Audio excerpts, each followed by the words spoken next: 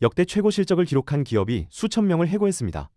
바로 미국 빅테크 기업들입니다. 실패해서가 아닙니다. 성공했기 때문에 사람을 자릅니다. 2025년 S&P 500 기업들은 사상 최대 이익을 경신하면서도 대규모 인력 감축을 단행하고 있습니다. 연봉 3억 원을 받던 개발자의 책상이 하룻밤 사이에 사라지는 현실. 돈을 벌어다 주던 인재가 왜 갑자기 짐이 되었는지 함께 확인해 보도록 하겠습니다. 거위 한 마리가 매일 황금알을 낳고 있습니다. 주인은 행복할까요? 아닙니다. 주인은 지금 칼을 갈고 있습니다. 거위가 아파서가 아닙니다. 옆 공장에서 황금알을 하루에 10개씩 찍어내는 기계가 들어왔거든요. 사료값도 잠자리도 휴가도 필요 없는 기계가요. 2025년 마이크로소프트는 약 15,000명을 해고했습니다. 5월에 6,000명, 7월에 9,000명. 분기 실적은 역대 최고를 경신하는 중이었습니다. 아마존은 더 과감했습니다. 본사 인력 3만 명 감원을 예고하며 회사 역사상 최대 규모의 칼바람을 예고했죠. 메타도 올해 초 3,600명을 내보냈습니다. 구글, 세일즈포스, 인텔, 이름만 들어도 돈 냄새가 나는 회사들이 줄줄이 같은 선택을 했습니다. 이상합니다. 회사가 망해서 구조조정을 하는 건 이해가 됩니다. 그런데 역대급으로 돈을 벌면서 사람을 자른다? 경제학 교과서 어디에도 없는 시나리오입니다. 하지만 빅테크 CEO들의 머릿속에선 완벽하게 앞뒤가 맞습니다. 이들이 쫓는 건 단순한 이익이 아닙니다. 효율이라는 신을 모시기 시작한 겁니다. 분모인 직원 수를 줄이면 분자인 1인당 생산성이 치솟습니다. 주가도 덩달아 뜁니다. 2025년 미국 전체 감원 규모는 약 117만 명. 2020년 팬데믹 이후 5년 만에 최고치입니다. 그중 AI를 직접적 원인으로 꼽은 해고만 5만 5천 건에 달합니다. 칼날은 이제 막 갈리기 시작한 게 아닙니다. 이미 누군가의 책상 위에 내려앉았습니다. 칼날은 생각보다 빠르게 내려왔습니다. 그것도 새벽에 문자 메시지로요.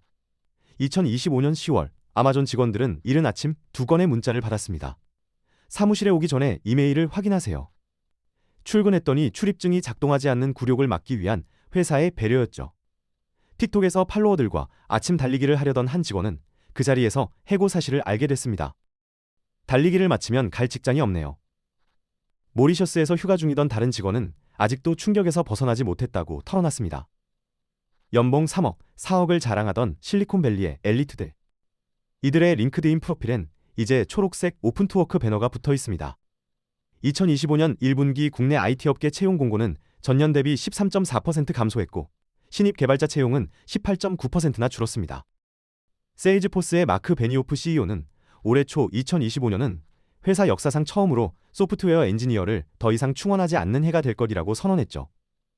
한때 인력난이라 불리던 시장이 불과 2년 만에 구직난무로 뒤집혔습니다. 가장 씁쓸한 건 해고 방식입니다. 이메일 한 통, 문자 2줄, 그리고 즉시 비활성화되는 사내 컴퓨터. 아마존이 직원들에게 보낸 해고 통보문에는 이런 문장이 있었습니다. 배지 출입이 제한되어 있으므로 현재 사무실에 계시다면 보안 담당자가 건물 밖으로 나가실 수 있도록 도와드리겠습니다. 10년 넘게 황금알을 낳아온 거위에게 건네는 마지막 인사치고는 너무 건조합니다. 파티는 끝났고 숙취가 시작됐습니다. 그런데 이 칼날 사실 예고된 것이었습니다. 2020년 3월 세계보건기구가 팬데믹을 선언했을 때 빅테크 CEO들은 샴페인을 터뜨렸습니다. 물론 겉으론 침통한 표정을 지었지만요. 사람들이 집에 갇히자 모든 것이 온라인으로 쏠렸습니다. 줌으로 회의하고 넷플릭스로 시간을 보내고 아마존으로 생필품을 주문했죠. 디지털 광고는 폭발했고 클라우드 수요는 천장을 뚫었습니다. 빅테크 5개 기업의 2020년 총 매출은 1조 1천억 달러.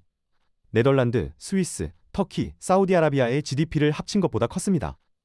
돈이 쏟아지자 사람도 쏟아졌습니다. 메타는 2019년 말 4만 5천 명이던 직원을 2022년엔 8만 명 이상으로 불렸습니다.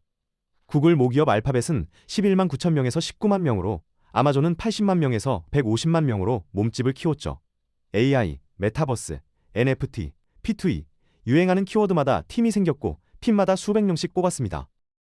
마크 저커버그는 메타버스가 인터넷의 다음 장이라며 수조 원을 쏟아부었습니다. 문제는 파티가 영원하지 않다는 겁니다. 2022년 하반기 금리가 오르고 광고 시장이 얼어붙자 갑자기 숙취가 찾아왔습니다. 비대면 특수로 급등했던 수요는 엔데믹과 함께 가라앉았고 몸집을 불린 만큼 비용은 눈덩이처럼 커졌죠. 일부 CEO는 지나치게 사람을 늘렸다며 사과까지 했습니다. 그러나 2025년 해고의 칼날은 단순한 숙취 해소를 넘어섰습니다. 이번엔 사람 대신 자리를 채울 무언가가 등장했거든요. 그 무언가의 정체는 생각보다 노골적으로 드러났습니다. 2025년 4월 캐나다 전자상거래 기업 쇼피파이의 CEO 토비 리케가 전 직원에게 메모를 보냈습니다. 추가 인원을 요청하기 전에 AI를 활용해 해당 업무를 수행할 수 없는 이유를 먼저 증명하세요. 링크드인에 공개된 이 메모는 이틀 만에 300만 회 조회를 기록했습니다. 해석은 간단했죠. AI가 못하는 일이라는 걸 입증하지 못하면 사람 안 뽑겠다는 겁니다. 6월엔 아마존 CEO 앤디 제시가 직원들에게 이메일을 보냈습니다. 생성형 AI와 AI 에이전트가 업무 방식을 근본적으로 바꿀 것입니다. 일부 직무에는 더 적은 인원이 필요해질 겁니다. 그리고 덧붙였죠. 더 적은 인원으로 더 많은 일을 해내는 방법을 찾으세요. 미국에서 월마트 다음으로 많은 156만 명을 고용한 회사의 수장이 공개적으로 인력 감축을 예고한 겁니다. 냉정하게 비교해볼까요? 인간 직원은 아프면 쉬고 월급을 받고 연차를 씁니다. 감정도 있고 실수도 합니다. 반면 AI 에이전트는 전기만 먹으면 24시간 일합니다. 불평도 없고 퇴사도 없습니다. CEO들의 머릿속 계산기는 이미 답을 내놓았습니다. 마이크로소프트 CEO 사티아 나델라는 내부 코드의 20에서 30%를 이미 AI가 작성하고 있다고 밝혔고, 구글 CEO 순다르 피차이는 신규 코드의 25% 이상이 AI 작품이라고 말했습니다. 이건 단순한 효율화가 아닙니다. 게임의 규칙이 바뀌고 있는 겁니다. 이제 질문은 내가 얼마나 일을 잘하느냐가 아니라 AI가 나를 대신할 수 있느냐로 바뀌었습니다. 규칙이 바뀌자 조직도도 바뀌기 시작했습니다. 2025년 빅테크 기업들의 조직도를 펼쳐보면 흥미로운 현상이 눈에 띕니다. 팀원 칸에 사람 이름 대신 AI 에이전트 이름이 적혀 있는 겁니다. 마이크로소프트는 내부 코드의 20에서 30%를 AI가 작성한다고 밝혔고, 구글도 신규 코드의 25% 이상이 AI 작품이라고 인정했습니다. 메타의 저커버그는 한술 더 떠서 1년 반 뒤면 우리 AI 모델에 들어갈 코드 대부분을 AI가 쓰게 될 것이라고 전망했죠. 상황이 이렇다 보니 회사들은 조직 구조 자체를 다시 그리고 있습니다. 에이전틱 AI라는 개념이 등장했습니다. 단순히 질문에 답하는 챗봇이 아니라 목표를 이해하고 계획을 세우고 실행까지 하는 AI입니다. 마이크로소프트는 이런 AI 에이전트를 팀원처럼 배치한 조직을 프론티어 기업이라 부르며 새로운 표준으로 제시했습니다.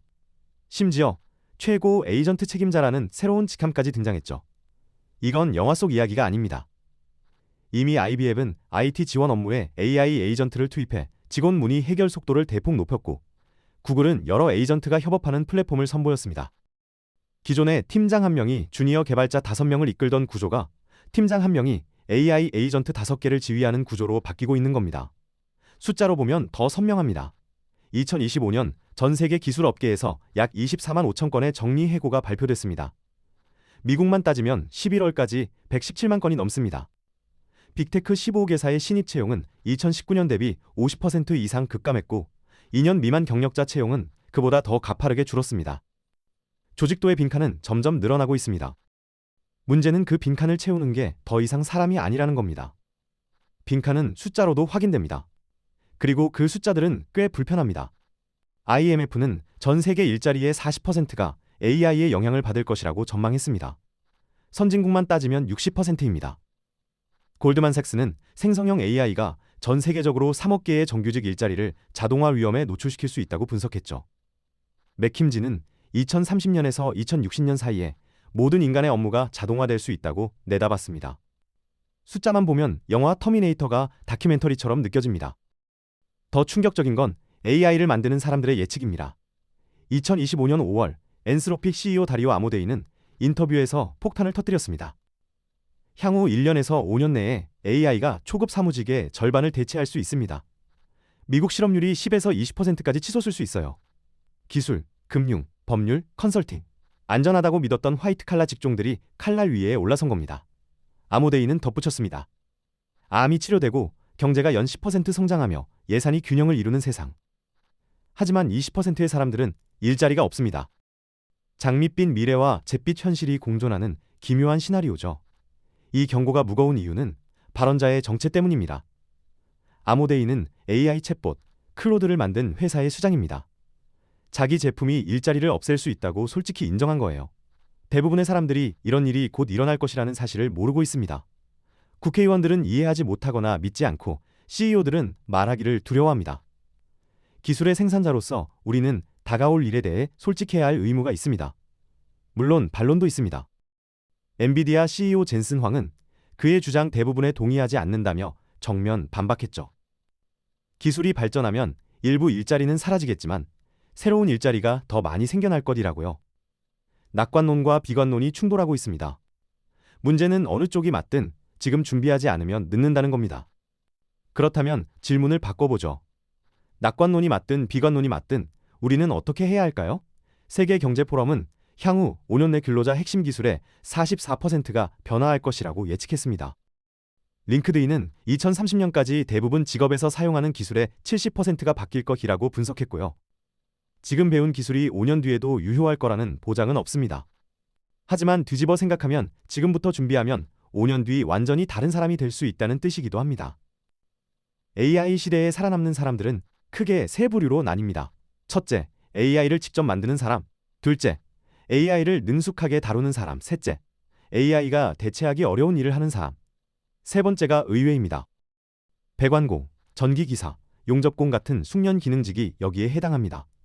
예측 불가능한 현장에서 손재주와 순발력이 필요한 일은 로봇이 쉽게 대체하지 못하거든요. 화이트 칼라가 칼날 위에 서 있는 동안 블루 칼라가 재평가받는 역설적인 상황이 펼쳐지고 있습니다. 하지만 대부분의 사람에게 현실적인 선택지는 두 번째입니다. AI와 경쟁하지 말고 AI를 도구로 쓰는 겁니다. 쇼피파이 CEO 토비 리케는 직원들에게 이렇게 말했습니다. AI를 사용하면 생산성이 100배 향상되는 모습을 직접 목격했습니다. 과장이 아닙니다. AI 코딩 도구를 쓰는 개발자는 하루 최대 3시간을 아끼고 AI 문서 작성 도구를 쓰는 직원은 보고서 초안을 10분 만에 뽑아냅니다. 같은 시간에 더 많은 일을 해내는 사람과 그렇지 않은 사람, 격차는 빠르게 벌어집니다. 결국 AI 시대에 필요한 역량은 두 가지로 압축됩니다. 첫째, AI 리터러시, AI를 이해하고 활용하는 능력입니다. 둘째, AI가 대체할 수 없는 인간 고유의 능력, 협업, 공감, 창의적 사고, 복잡한 문제 해결력이 여기에 해당합니다. AI가 답을 찾아주는 시대엔 질문을 던지는 능력이 더 중요해집니다. AI가 코드를 짜는 시대엔 무엇을 만들지 결정하는 능력이 더 귀해집니다. 엔스로픽 CEO 아모데이는 이렇게 말했습니다. 열차 앞에 서서 멈출 수는 없습니다. 하지만 10도쯤 방향을 틀 수는 있습니다. 변화는 피할 수 없지만 방향은 우리가 정할 수 있습니다. 다시 처음으로 돌아가 봅시다. 황금알을 낳던 거위, 기억하시나요? 주인은 거위의 목을 치료했습니다. 옆 공장에 황금알을 10개씩 찍어내는 기계가 들어왔으니까요. 그런데 이야기의 결말은 아직 정해지지 않았습니다. 거위가 정말 쓸모 없어질지, 아니면 기계가 하지 못하는 다른 가치를 만들어낼지는 우리가 어떻게 하느냐에 달려 있습니다. 역사는 한 가지 사실을 반복적으로 증명해왔습니다. 새로운 기술이 일부 직업을 없애지만 동시에 상상하지 못했던 새로운 직업을 만들어냈다는 거죠. 자동차가 마부를 없애지만 정비사, 주유소 직원, 택시 기사를 만들었습니다. 컴퓨터가 타자수를 없앴지만 프로그래머, 웹 디자이너, 데이터 분석가를 탄생시켰고요. AI 시대도 다르지 않을 겁니다. 세계경제포럼은 AI로 인해 8,300만 개의 일자리가 사라지지만 6,900만 개의 새 일자리가 생긴다고 전망했습니다. 프롬프트 엔지니어, AI 윤리학자, 에이전트 관리자, 5년 전엔 존재하지도 않았던 직업들이 이미 등장하고 있습니다. 결국 AI 시대의 핵심 질문은 일자리가 사라지느냐가 아닙니다. 나는 어떤 가치를 만들어낼 수 있느냐입니다. AI가 대체할 수 없는 영역은 분명히 존재합니다. 공감, 창의성, 윤리적 판단, 예측 불가능한 상황에서의 유연한 대처. 기계가 답을 내놓는 시대엔 어떤 질문을 던질지 결정하는 사람이 더 귀해집니다. AI가 코드를 짜는 시대엔 무엇을 만들지 상상하는 사람이 더 빛납니다. 연봉 3억 개발자의 책상이 사라진 이유는 그가 무능해서가 아닙니다. 게임의 규칙이 바뀌었기 때문입니다. 그리고 규칙이 바뀔 때마다 새로운 승자가 등장해왔습니다. 산업혁명 때도, 인터넷 혁명 때도, 지금 이 순간에도요. 거위는 아직 살아있습니다. 다만 이제 황금알을 낳는 방법을 바꿔야 할 때가 됐습니다. 여러분의 다음 한 수는 무엇인가요? 오늘 영상이 도움이 되셨다면 구독과 좋아요 부탁드립니다. 감사합니다.